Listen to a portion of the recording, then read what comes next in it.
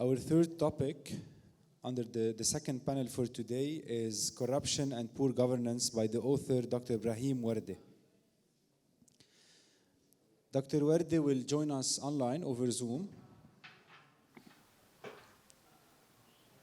Just to make sure that Dr. Warde can hear us, perfect. Dr. Warde, Adjunct Professor of International Business, Fletcher School of Law and Diplomacy, Tufts University. Mr. Warde is a PhD holder in political science from the University of California at Berkeley. He's a lecturer of informal and underground finance, political economy and business context in the Islamic world, Islamic banking and finance, and religion and power in world affairs, Islam and politics at the Fletcher School of Law and Diplomacy. A previous lecturer at the University of California and the Sloan School of Management at MIT. Dr. Warde is the author of numerous articles and books, including Islamic Finance in the Global Economy, The Price of Fear, The Truth Behind the Financial War on Terror, Le Modèle Anglo-Saxon en Question 1997, and Mythologie Américaine, Paris Édition du Félin. Dr. Warde, can you hear us? Yep. Perfect. Can you hear me? Yes, loud and clear. Dr. Warde's discussant will be Dr. Carol Al-Sharabati. Welcome, Dr. Carol. Dr. Carol is a professor at the Political Science Institute at St. Joseph University in Beirut and the Arab Master in Democracy and Human Rights. She holds a PhD in Political Science from the Claremont Graduate University. Dr. Al-Sharabati is the research director in Siran Associate and has participated in the creation and launching of anti-corruption whistleblowing Sakir al-Dikkani. Welcome on the stage. So before leaving the stage or the floor for Dr. Warde, I would like to remind you of our ground rules. The talk will be for 40 minutes, 15 minutes allocated for the author, 6 to 7 minutes for the discussant, and then we will take questions from the attendees online and the people present in the hall. Dr. Warde, the floor is yours. Thank you very much, Mazen. I want to thank the organizers for what looks like a great conference. Unfortunately, I can't be there in person, but I'll do the next best thing, which is to join you through Zoom. So my talk is an attempt to draw connections between, on the one hand, corruption and bad governance, and on the other hand, financial and economic collapse. And there are two parts to my talk. The first one is an attempt to explain how corruption and bad governance have degenerated into what is essentially a Ponzi scheme. And I know that everybody uses the expression of a Ponzi scheme, but what I will try to do is to be a bit more specific about what it entails. And then the second part of my lecture will be to discuss the possibilities for an opening for change coming from civil society and NGOs. So I'm going to share my screen, and let's hope we won't have any technical issue there. Okay, so the title of the talk is Corruption and Poor Governance, the Role of Civil Society After the Bezel.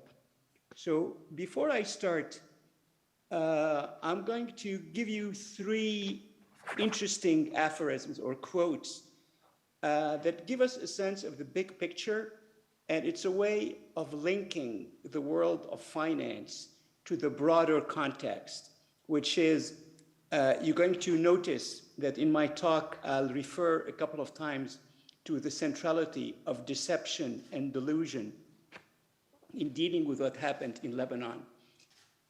So the first quote is from a novel that was published about a century ago by Ernest Hemingway. And the quote goes, "How did you go bankrupt?" Well, two ways, gradually and then suddenly. The second quote is by John Kenneth Galbraith, an economist who's unfortunately seldom read these days, but I'll be referring to him quite a few times today. And his quote is, "Financial genius is before the fall." Okay, and the third one is by Nassim Taleb, And his quote here is that lucky fools do not bear the slightest suspicion that they may be lucky fools. So let me start with a notion that you probably, well, I assume that very few people are familiar with, which is something that Galbraith called the bezel, and it is something that that was in a book, in a very famous book that he wrote about the 1929 financial crash. So the definition of the bezel is that it is the inventory of undiscovered embezzlement in, or precisely not in, the country's business and banks. And then he goes on to explain what is interesting about this notion of the bezel. What he says is that there's a time factor whereby, to the economist, embezzlement is the most interesting of crimes. Among the various forms of larceny, it has a time parameter. Weeks, months, or years may elapse between the commission of the crime and its discovery. And a third element of his description of the bezel, which you will all recognize in the context of Lebanon, is that there's a period, incidentally, when the embezzler has his gain and the man who has been embezzled, oddly enough, feels no loss. There is therefore a net increase in psychic wealth. So in the case of Lebanon, what this would refer to with the fact that your money may have disappeared, but then you were not aware of it. You were still enjoying the very high interest rates, and you were enjoying the good life in general until the reality set in. So what are the elements of a Ponzi scheme? First of all, there's a justification or a business proposition, which can be fraudulent from the start, where the promoter of the Ponzi scheme has a plan to steal people's money outright. But then more commonly, it is unfulfilled promises that are artificially kept alive. That is, initially, there is an economic reality to the idea, but then this idea fails to fulfill its promise, and it is artificially kept alive later on through various schemes. And you're going to see how Lebanon fell post-Taif into that trap. So here, the distinction is an important one, because it doesn't need to be a scheme from the beginning. The most famous, and actually the person who gave his name to Ponzi schemes, was a man named Charles Ponzi, who operated in Boston in the year 1920. And he argued that by doing some arbitrage on postal office international response coupons, he could make a lot of money. And he basically promised his investors to receive something like a 45% interest every 2 months. And what he actually did was two things. One, he would pocket the money that he would receive from investors. And the second thing was he would give the early investors in his scheme some money, claiming that these were his returns on the brilliant investment ideas that he had. But then, of course, to keep the scheme going, you need to bring in more investors. And therefore, you're going to try to have all sorts of schemes to do so. The other very famous case of a Ponzi scheme was uncovered in 2008. And there was a very well-known investor and financier and philanthropist in New York named Bernard Madoff. And he was, again, highly regarded in financial circles. And he claimed that he had a technique that he was using to produce very high returns in his investments in the stock market, which is a technique called split strike conversion. And thanks to that technique, he would always beat the market, and he would consistently generate very high returns. So in both cases, no money was actually invested. the whole inflow of money was pocketed by the promoters. And of course, the success of the scheme, in the case of Madoff, it lasted something like 20 years or so before it was uncovered, relies in techniques to draw in more investors. So if you were to analyze what the elements of a Ponzi scheme are, there is usually, as I mentioned, a business proposition or an argument to entice people into investing, but then the trick is to perpetuate it, and then in the end it collapses. So basically, everything is done to reassure the investors that their investment is safe and growing, okay? And this is where you end up constructing like a whole Potemkin village, an elaborate system of smoke and mirrors. Now, the notion of Potemkin village is in the days of Catherine the Great, when she annexed Crimea, she brought a number of diplomats to visit the marvelous environment that this created. And her minister, Potemkin, created out of cardboard pictures of villages with happy peasants.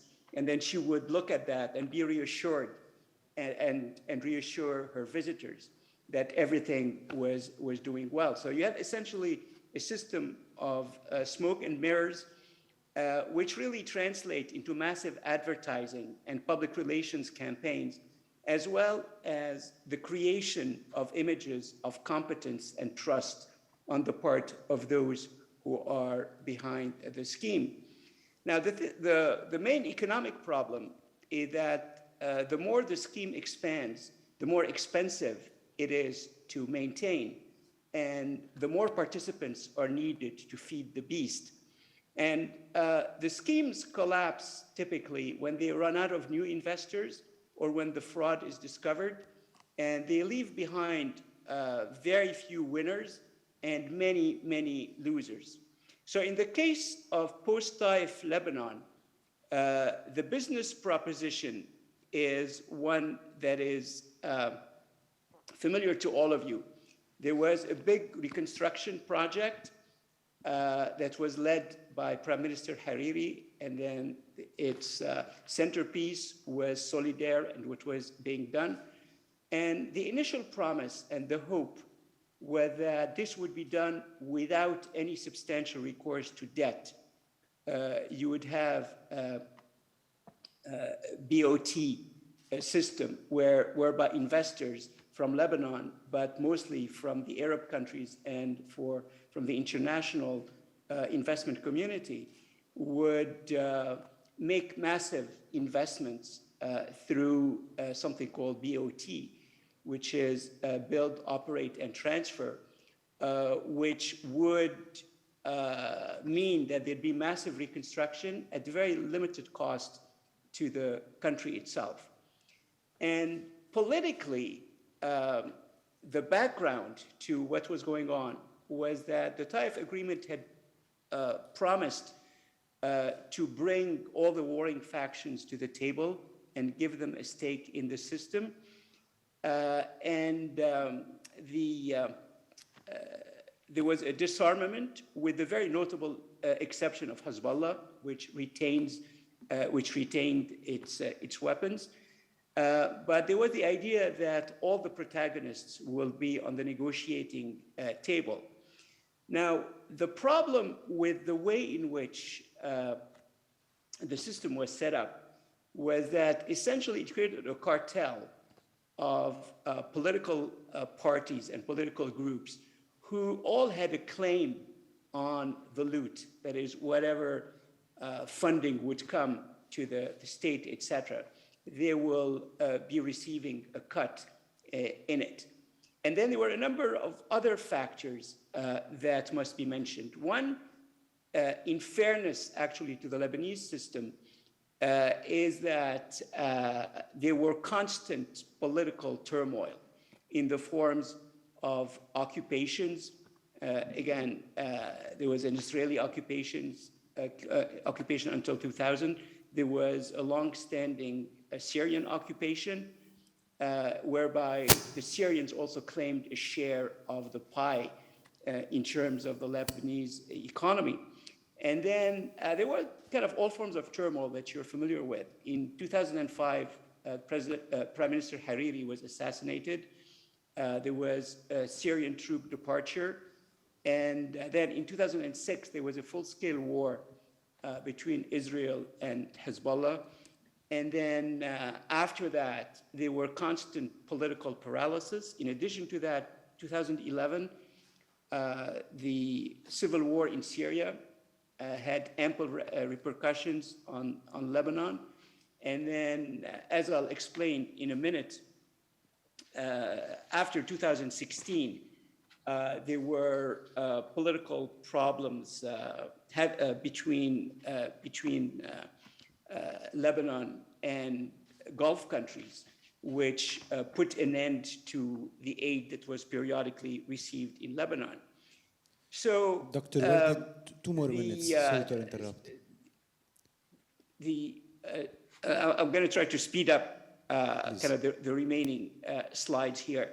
So basically, the way in which the bezel was kept alive and the Ponzi scheme was kept alive was through 3 ways.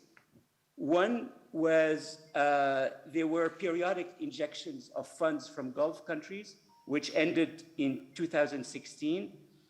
And then there were some dubious financial engineering operations by the Central Bank of Lebanon. And then there were donor conferences which promised financial aid in exchange for reform. And the reform never really happened. And the financial aid was actually quite insignificant. So the World Bank's verdict was that Lebanon's deliberate depression is orchestrated by the country's elite, which has long captured the state and lived off its economic rents, which summarizes what has happened, which is actually far more complex. And this reflects the outrage felt by the population. And so there's also the problem of indifference and impunity.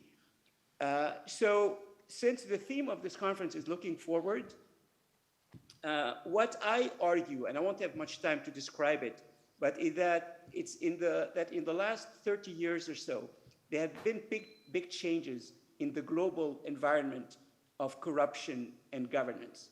So rulers are increasingly being monitored and held accountable, although the process is always slow. And then I mentioned, of course, the port explosion, which was another factor in whipping up outrage, because it was not an act of God, but the result of corruption and bad governance. So I have a long list of reasons why there's an opening, and I stress the word opening. I don't see that the kind of things will be transformed overnight, but there's a potential for civil society and NGOs to take advantage of the new environment, which is characterized by the greater transparency in terms of economic activities.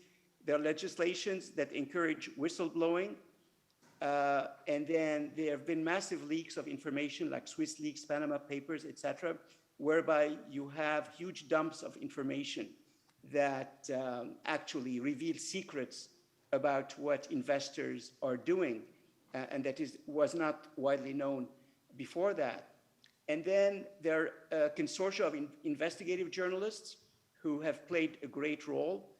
And last but not least, in Lebanon, the fact that 13 new members of the Lebanese parliament are not beholden to the old elites is cause for cautious optimism. So I'm going to stop here and hear Carol's comments. Let me just. Thank you, Dr. Warde. Okay.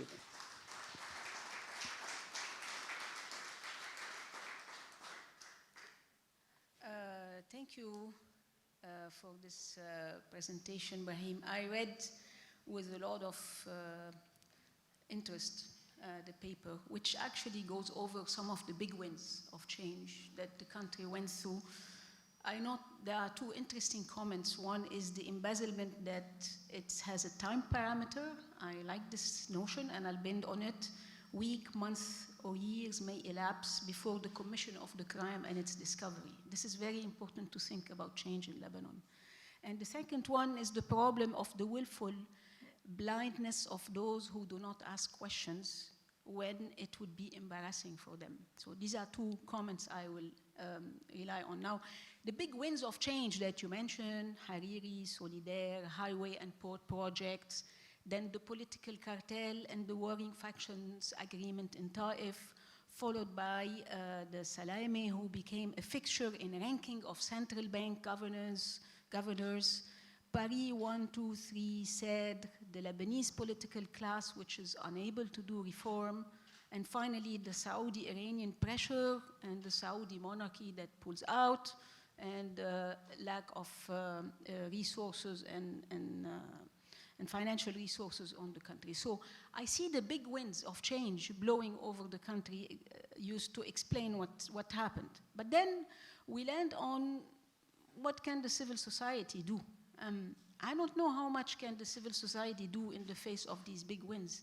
I think maybe in terms of the civil society, we need to go down to a more practical level and to go more into the public administration and the institution and the state building level to think about this. And let me make some suggestions.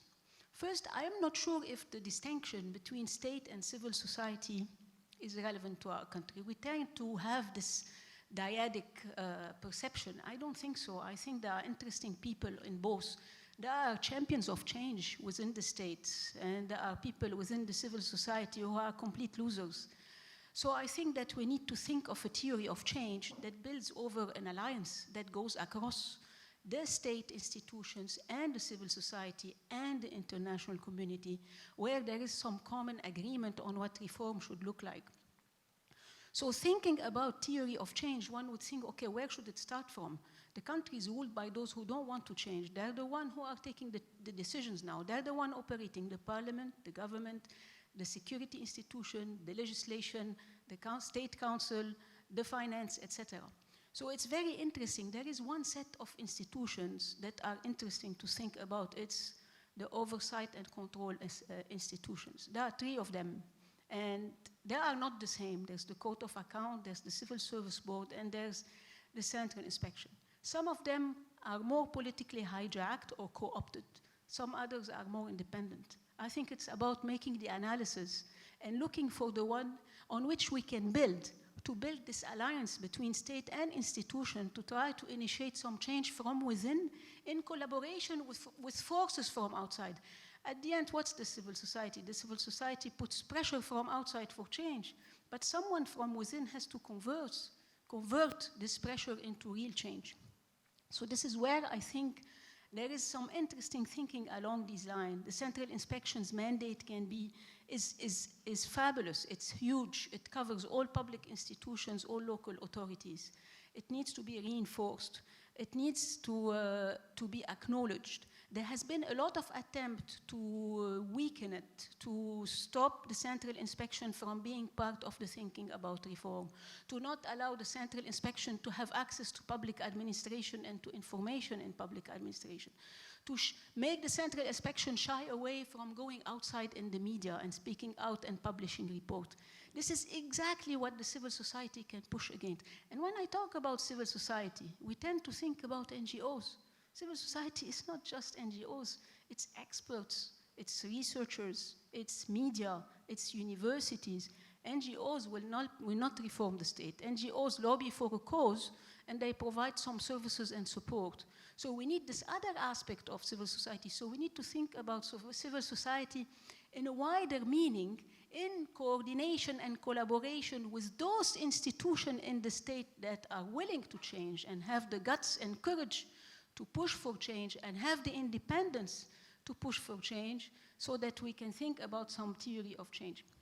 So going back about these 2 initial ideas, embezzlement, and it's the fact that it has a time parameter, week, month, and years may elapse before we realize the crime.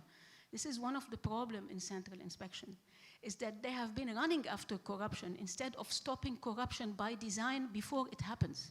So these institutions need to be reconfigured in a way so that they can stop. They have so much power. They're institutions with teeth. They are not teethless institutions that can really stop the corruption from taking place before it happens. Because once it's happened, it's going to be very hard today with the current situation to run after it. And the other one is the willful blindness of those who do not ask questions when it would be embarrassing or at least inconvenient. This is where actually civil society, but also the experts and the researchers and the media need to play a role. The media has a very interesting role. So this is where I think things can happen. Finally, about the MPs, since you talk about the MPs in your paper, I think the MPs are in the parliament, and the MPs can play a big role in activating the oversight institutions. The MPs need to ask the central inspection and other oversight institutions to do their audit, to be their radar, their eyes and ears within the state, and to give them the information why, so that they can play their role of oversight themselves, so that the legislative, the parliament, can question the government and the executive in whatever they're doing, and does not turn a blind eye like your second idea on what's happening. So these are a bit my thoughts, which I think go a bit one step building on those big wins, but bring things a bit more to a concrete level over what can be the theory of change in the middle of these big wins blowing over the country that led us to these Ponzi schemes and through this extreme prevailing corruption. So, and now I'm wondering, I would like to hear what you think about this. No, I fully agree with everything you said. And I think it's a very nice compliment to what I talked about. The one element that I find interesting is to try and have a big picture view of what has happened. Because in all of my trips to Lebanon and conversations with people in Lebanon, I noticed that there's an element of what is often called the whataboutism, which is you talk about like one person and you say, no, if you talk about that one person, we must also talk about the other person. And there is a bit just in the political discourse, a sense of paralysis, just like there is in the political system, because nobody ever accepts the idea of moving ahead with things like inquiries or actual serious vigilance about corruption and problems of governance on the ground that the others also do it, and they do it even worse than us. So this is where I think it is important to get beyond the sectarian discourse, which is essentially deciding who the bad guys are.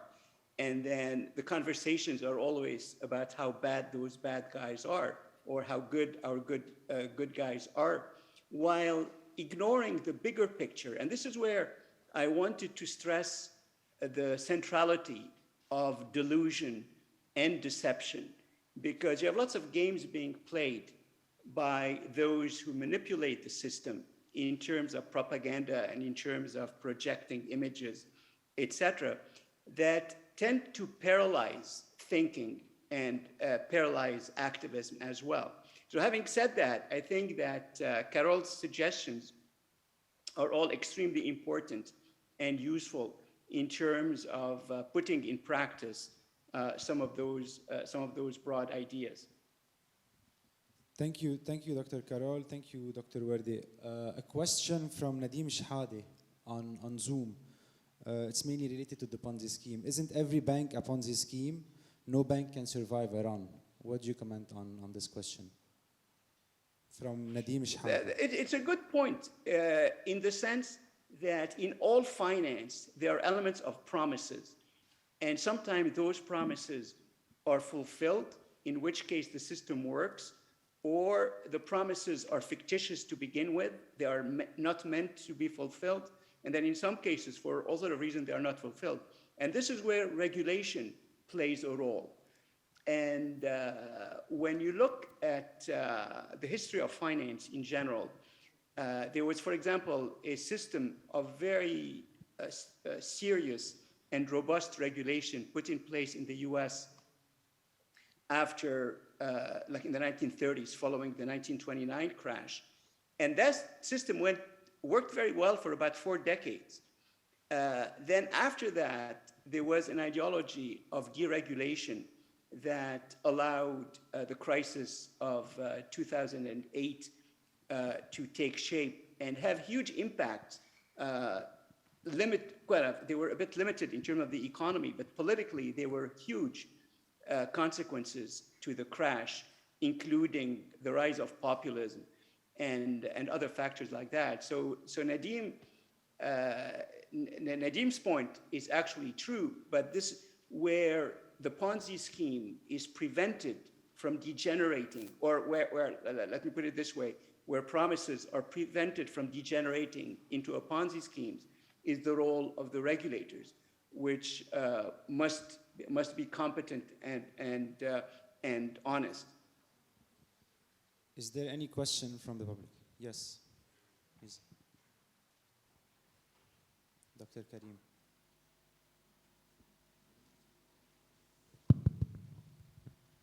Hello, Ibrahim. Thank you for being with us. It's a pleasure to have you. Thank you also for mentioning John Kenneth Galbraith. I was telling my friend and your friend Samir Aita right next to me that when I was 14, the first book about economics that I read was a book by John Kenneth Galbraith, and I'm still a big Galbraith fan. And as you said, today it's more important than ever to go back to his vision.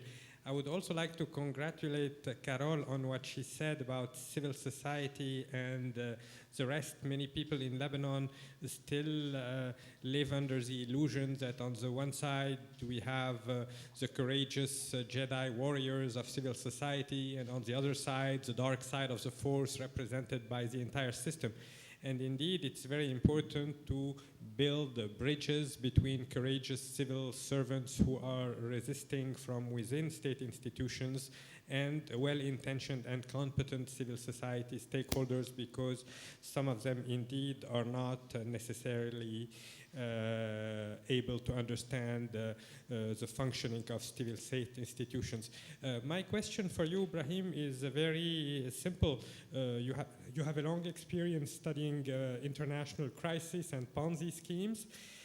How long do you think it will take to recover the confidence, and what would you advocate as the fundamental initial structural reforms to regain confidence? Well, thank you very much, Karim. It's always a pleasure to see you, even if it's remotely. And again, thanks for organizing this conference, and thanks for all the work you're doing. And I also want to also mention again that unfortunately it looks like there are only 2 people remaining who actually read and like Galbraith, because it's completely out of fashion in the world of economics and finance, whereas he's the one with the most insights that are relevant. So on the question of resolving the crisis, it really depends on what kind of settlement will appear in terms of the negotiations between Lebanon and the IMF and other international stakeholders. In other words, who is going to pay the price of the collapse? Is it the depositors? Is it the bank the shareholders of Lebanese banks? Is it again the government? So you go down the list of potential people who can do that, and clearly there must be some kind of a compromise, and it's something that is obviously being negotiated. So the one thing I want to say about the future is that when you look at a country like Lebanon, there is no reason why many of the issues that we're dealing with would persist for such a long time. If you look at issues like electricity and things that people encounter every day, and even if you look at the financial system, I think Lebanon has enough resilience and enough resources to be able to resolve those issues as long as this political deadlock is resolved. So it's interesting, and again, in my PowerPoint and in my article, I have the actual quotes showing that there was a willful blindness on the part of, certainly on the part of the government. And with the Macron initiative, et cetera, we've seen also this element of saying that not much can be expected of this government. So although I fully agree with Carol's comment about the fact that I don't think that all civil servants must be painted with the same brush, but I think clearly at the top levels, the political system had shown an unwillingness to put an end to the arrangement that has been designed and that has allowed a number of people to do extremely well. So the brief answer, obviously nobody knows the details about how long it will take to resolve the crisis, but I think that there are reasons for optimism if there is a willingness to confront the issues and not to be fooled by fake promises and by delusional thinking, which were, I think, a big part of the collapse. Thank you. I'm not sure if there are any other questions, but I have a question for Dr. Carol. Going back to the civil society role, we've seen that a lot of successful initiatives in terms of corruption monitoring, such as Sakir al-Dikkene or Ladi, are taking place. But unfortunately, there is no punishment that is being executed. So we're monitoring the corruption, we're identifying corruption. So what rules or what is the missing stone that should be put in place to ensure that those monitored corruption are being punished properly, from your opinion? This is exactly the point, that we need state institutions and institutional processes that allow only institutions from within the state can play this role of counterpowers and counter the corruption. And the state is crumbling. So the whole paradox is, what do we do? Do we let the state crumble till the end to rebuild it from scratch, or do we try to save part of it that can be a first pillar to build on? And what is this transition going to be to these institutions, judicial, oversight, etc., that will allow to prevent corruption? I think also the approach should be preventive and not reactive. In the transitional period, we don't have security or legislative or law enforcement or oversight that can be strong enough, and the establishment will keep on trying to weaken or co-opt these institutions. So the challenge is to, during this transitional period, to see how this is going to happen. And that's why I think the preventive approach is more relevant than the reactive approach. So I'm not sure how much we can think to go catch those who have been corrupt or who have done any abuse of public funds, or versus stop them by some intelligent mechanism that can be introduced. Thank you. Question, yes. Yes, There is time for another question. yes, for sure, sir. Okay, first of all, let me present myself. I'm a member of the board of the local chapter of Transparency International. And my question is to Mr. Warde. I don't know if he's hearing me. Yes, he's still here. And can you confirm that you can hear us, Dr. Warde? Okay, okay. Yep, yes. About the Ponzi scheme, you mentioned all the events, political and security, that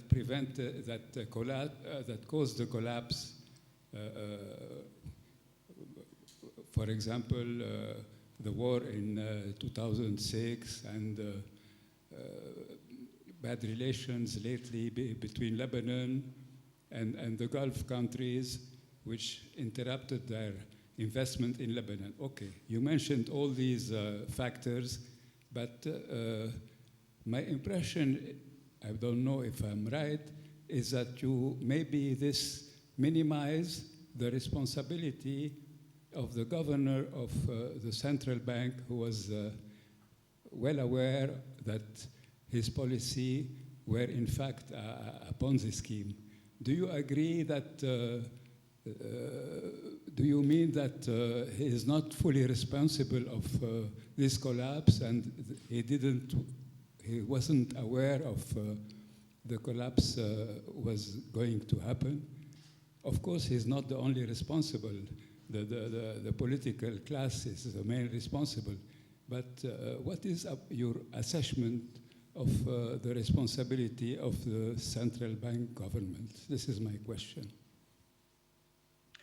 I think it's huge, mostly in terms of having allowed a lot of this to happen. But I think there were lots of people who were implicitly or explicitly complicit in that. And part of it was through what I've referred to a couple of times with the deception and the delusion. I think the fact that, like I mentioned, the financial engineering, I've never been a great fan of those notions of financial engineering in general, and especially in terms of presenting them as a miracle cure. So all of this it was very opaque. There were lots of insiders involved in that. That was one element. But the other thing is in the kind of my references to deception and delusion.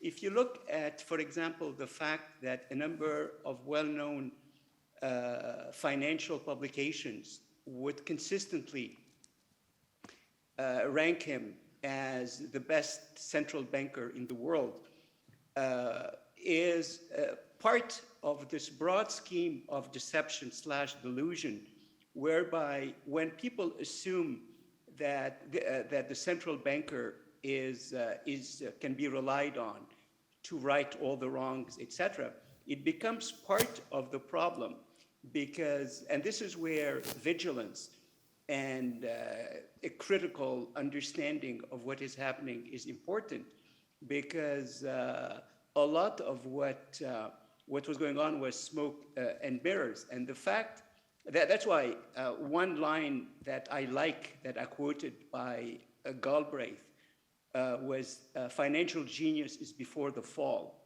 Like usually, if you look at the more traditional approach to common sense finance, then whenever somebody has a reputation of financial genius, it is reason to be cautious about it. And at times, there are also other tricks. And in my work on financial fraud, there was the other element, which is virtue projection, which is a way of projecting trustworthiness as well as great intelligence and financial genius and the whole package of things that contribute to this deception delusion mechanism. So back to the question, you're absolutely right that the governor bears a huge responsibility, but all those who enabled him, like including in the media, in the political class, etc., and then the public who tended to believe all this, was at least passively complicit in this whole deception enterprise. Thank you, Dr. Warde. Thank you, Dr. Ibrahim Warde. Thank you, Dr. Carol Sharabati.